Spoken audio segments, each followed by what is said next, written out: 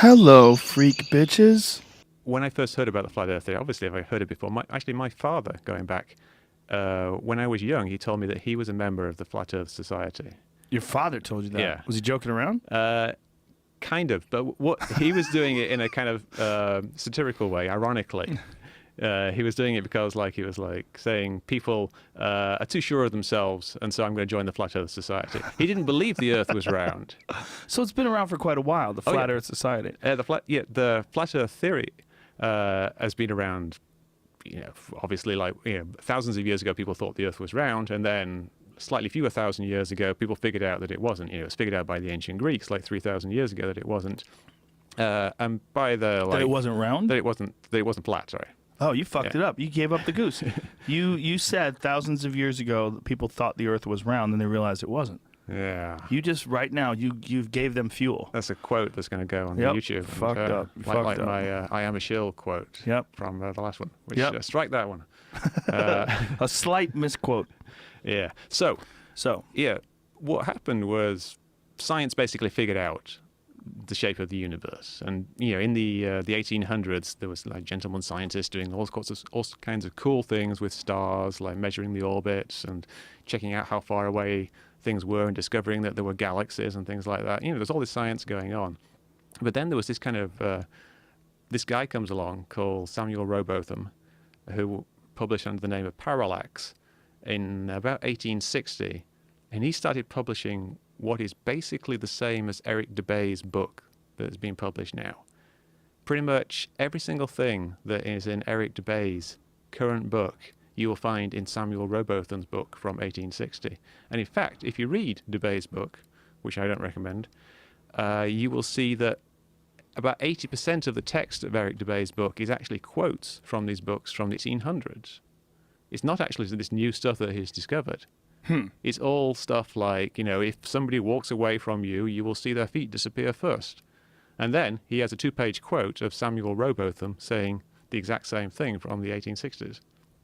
So it's basically recycling this theory that started in the 1860s and then just adding a few little sprinkles to it, saying that astronauts must be fake and the space station is fake. They think that satellites are fake as well. Yeah. But Dubay, he's hilarious. He thinks that dinosaurs are fake, nuclear bombs are fake. I mean, there's the idea that one person would be this mastermind that discovers all these monumental frauds. Yeah, and he I don't think he's claiming to have discovered these things. There's lots of people who think that nukes are fake, and that dinosaurs being fake is an obvious thing for creationists and people of that ilk. But he's basically recycling theories in a way that is popular to the reader and figuring out how to get them across to people. So he does these YouTube videos that are very engaging. And they sound good. Then they sound, if you don't know what's what, they sound like they make sense. That's the problem. And some of them are quite technical. At least they use a lot of technical terms. Right. But they delve into things like there's a variety of experiments. The Michelson-Morley Experiment that Eddie mentioned is one of them that keeps cropping up. And then there's which has never been reproduced.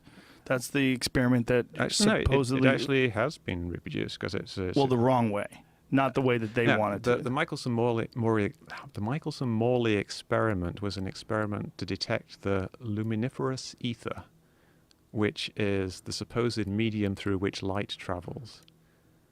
Now, back in the 1800s, we didn't know that light was made up out of photons because light was waves. So we thought that there was this stuff that permeated all of space called the luminiferous ether. Luminiferous ether. It's a little hard to pronounce.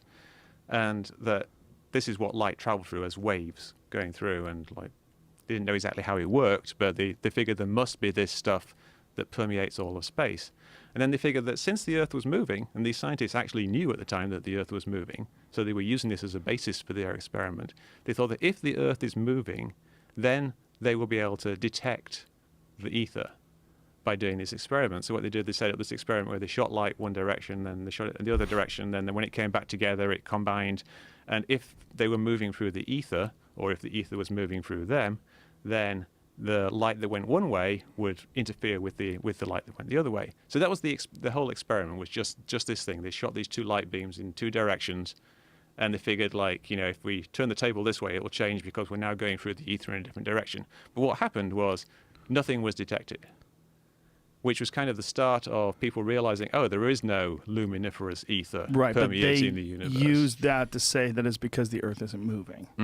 That was what the flat Earth people tried to use, right? Yeah, they did. But Michelson and Morley knew the Earth was moving. Right. They wanted to figure out whether the ether was moving with the Earth, or whether the Earth was moving through the ether. Right. So they were trying to detect the ether.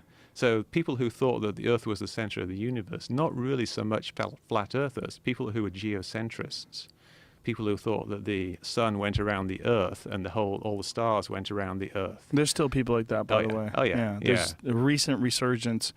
I think it was Gavin McGinnis sent me something where some guy thinks that the Earth is the center of the universe. Essentially, he was saying that it sort of confirms everything in Genesis. I was like, what?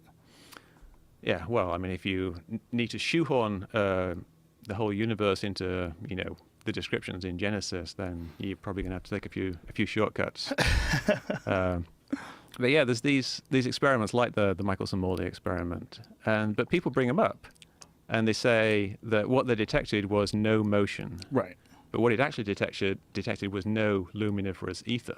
Right. And because they detected no luminiferous ether, they eventually led to like theories about what light actually is, which is wave-particle duality. Light is photons, which act both as a wave and as a particle, and eventually to the theory of relativity.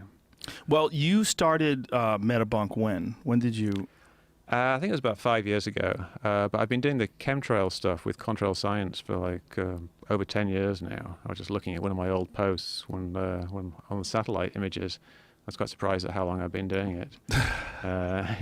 And Metabunk been going about 5 years, and the flat Earth stuff came up maybe 2 years ago. I started to see things about flat Earth, and a bit over a year ago, I wrote a post on what should we do about debunking the flat Earth, and it basically said like all these people are basically either trolling or they're crazy. So there's no point addressing either of them, and I think most of them are just trolling because no one could seriously believe this. You'd have to be like, I don't think you're right. I know. I've come to realize that I'm not. I was wrong, and that post now, it's gone down the line, but it's I've almost done a 180 from that. It's stunning. It really is stunning. Yeah. And it's stunning how many people, like, this is why Jamie made these, youngjamie.com. You can go and get these Flat Earth shill shirts that somehow or another we're being paid to say that the Earth is round. Like, the idea that anybody would actually believe it. I've had so many people tweet at me, I know where your checks are coming from, bro. You're a fucking sellout. I'm a sellout. Like, why would I give... Do you don't think that if I really thought the Earth was flat, like if someone thought the Earth was flat, what a revelation that would be. What an amazing discovery. Every scientist would be clamoring to expose this. Every single scientist. The idea that all these scientists who make their name off discoveries, by the way, especially a monumental and provable discovery like the world being flat, like somehow or another they would hide that. And then the big question is, why would the government say the world is flat? I mean, why would they, in any way, why would they rather hide the fact the world is flat? Like, what motivation would anybody have to show that the world was round?